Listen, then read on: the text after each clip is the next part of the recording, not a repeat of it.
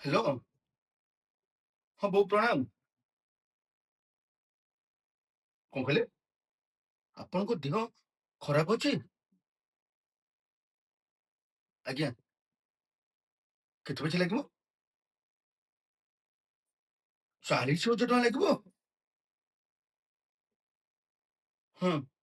ତାହେଲେ ଆପଣ ଗୋଟେ କାମ କରନ୍ତୁ। ଆପଣ ନା ଗଭର୍ଣ୍ଣମେଣ୍ଟ ହସ୍ପିଟାଲ ଆଡମିସନ ନ ହେଇକି ଆପଣ ପ୍ରାଇଭେଟ ହସ୍ପିଟାଲ ଆଡମିସନ ହେଇଯାଆନ୍ତୁ। ଯାହା ପଇସା ଲାଗିବ ମୁଁ ଆପଣଙ୍କୁ ଆରେ ମୁଁ ରହ ଟିକେ। କଣ କହିଲ କଣ କହିଲ? ତମର ଯେତେବେଳେ ଯାହା ଦରକାର ହଉଛି ଏଇ ପୁଅକୁ ଫୋନ କରି ପକଉଛ କାହିଁକି? ତମର ଆଉ ଦିଟା ପୁଅ ଅଛି ତାଙ୍କୁ ଫୋନ କରୁନ। ଖାଲି ପଇସା ମାଗି ଯାଉଛନ୍ତି। ଆଉ ତମେ ଯୋଉଠି ଆଡମିସନ ହଉଛ ହଉ, ଆମେ ପଇସା ପତ୍ର ଦେଇପାରିବୁନି ହେଲା। ଆମକୁ କୋଉ ପଇସା ମାଗିବନି କି ଆମେ ତମକୁ ଦେଇପାରିବୁନି। ପଇସା ପାଇଲେ ସବୁ ତ ତମକୁ ଦେଇଦେଲେ। ଆମେ ଆମେ ଚଳିବୁ କେମିତି? ଆମେ କଣ ଖର୍ଚ୍ଚ କରିବୁ? ଆମ ପିଲାମାନେ କେମିତି ଚଳିବେ? ସବୁବେଳେ ପଇସା ମାଗିଲେ ମାଗି ଆମେ କୋଉ ପଇସା ପତ୍ର ଦେଇପାରିବୁନି। ତମେ ଯୋଉ ମେଡିକାଲ କୁ ଯାଉଛ ଯା, ଆମକୁ ଆଉ ପଇସା ମାଗୁନି। ତମର ଯେ ପଇସା ମାଗିବାର ଅଛି, ତମର ଦିଟା ପୁଅ ଅଛି, ସେଇ ପୁଅଙ୍କୁ ପଇସା ମାଗୁନ। ସବୁବେଳେ ଆମକୁ ମାଗୁଛନ୍ତି। ତମର ଯେବେ ମେଡିକାଲରେ ଆଡମିସନ ହବାର ଅଛି, ଗଭର୍ଣ୍ଣମେଣ୍ଟ ମେଡିକାଲ କୁ ଯାହାରି, ଆମେ ଆଉ ପଇସା ଦେଇପାରିବୁନି କି ଆମକୁ ତମେ ମାଗିବନି। ସବୁବେଳେ ଆମକୁ ଫୋନ କରିକି ପଇସା ପଇସା ପଇସା ହଉଛନ୍ତି। ଆମ ପାଖେ ଥୁଆ ହେଲା ଭଳି ଖାଲି ପଇସା ମାଗୁଛନ୍ତି। ଆରେ ବାବା ତୋ କଥା ଟିକେ ଶୁଣ। ଆରେ କଥା ଟିକେ ଶୁଣୁନା ଆଗ। ସେ କଥାବାର୍ତ୍ତା କରୁଛି ଖାଲି ପଇସା ପଇସା। ଗଛଟା ତ ଖାଲି ପଇସାଟା ଫଳୁଛି। ତମକୁ ହଲେଇ ଦେଇକି ଖାଲି ତମକୁ ପଇସା ମାଗୁ ମାଗୁ ତମକୁ ଦେଇଦବ। ଶୁଣ, ତମକୁ କହିଦେଲି ଆଉ କେବେ ବି ଫୋନ କରିବନି ପଇସା ପାଇଁ। ତମକୁ ଶେଷ ଥର ପାଇଁ କହିଦେଲି, ଆଉ ଫୋନ ବି କରିବନି। ରଖୁଛି ହେଲା। ଫୋନ କରିଦଉଛ, ସବୁ ମାସରେ ତ ପଇସା ଦଉଛ, ପୁଣି ସେ କହୁ କହୁ ଫୋନ କରିଦଉଛନ୍ତି। ସବୁବେଳେ ଖାଲି ପଇସା ପଇସା ପଇସା। ଗୀତା, ଆରେ ତମେ ଯୋଉ କାମ କରୁନା ଠିକ କାମ କରୁନ।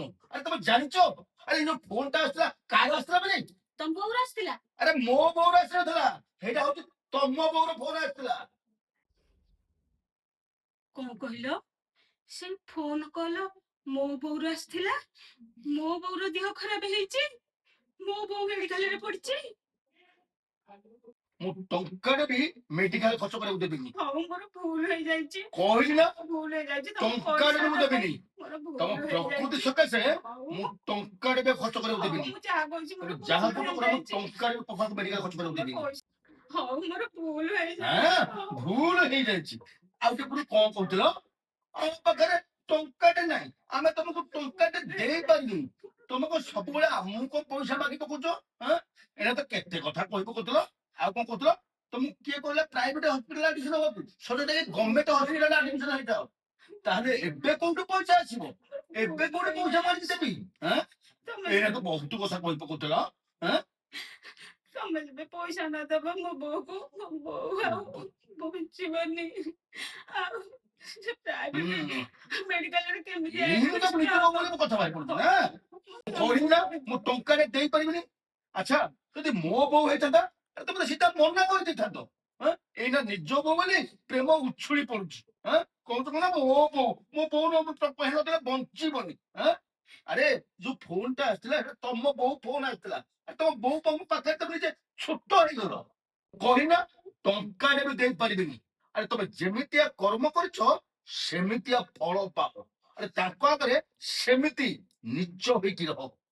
ମୁଁ କହିଲି ଦେବିନି ବୋଲି ମୁଁ କହୁଛି ମୋର ଧରୁନି।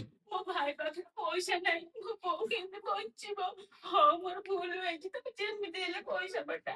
ମୁଁ ତମ ବୋଉ ବିଷୟରେ ଆଉ କେବେ ବି ଏମିତି କହିବିନି। ହଉ ହାତ ଧରୁଛି। ଏଇନା ନିଜ ବୋଉ କଥା ଆସିଲା ବେଳେ ଏଇନା ବହୁତ କଥା କହି ପକଉଛ। ଏଇନା ହାତ ଧରି ପକଉଛ, ଗୋଡ ଧରି ପକଉଛ ନା। ଏଇନା କହୁଛ କଣ ମୋ ବୋଉ ହେଇଥିଲା ବଞ୍ଚିବନି। ବହୁତ ଏଇନା ଆକ୍ସନ କରି ପକଉଛ ନା ନିଜ ବୋଉ କଥା ଆସିଲା ବେଳେ। ଆଉ ମୋ ବୋଉ କଥା ଆସିଲା ମାନେ ସେତେବେଳେ ବହୁତ କଥା କହି ପକଉଥିଲ। ମୁଁ ତମ ବୋଉକୁ ମୋ ନିଜ ବୋଉ ଭଳି ଦେଖିବି। ହଉ ପଇସା ପଠା ପ୍ଲିଜ, ପଇସା ପଠା।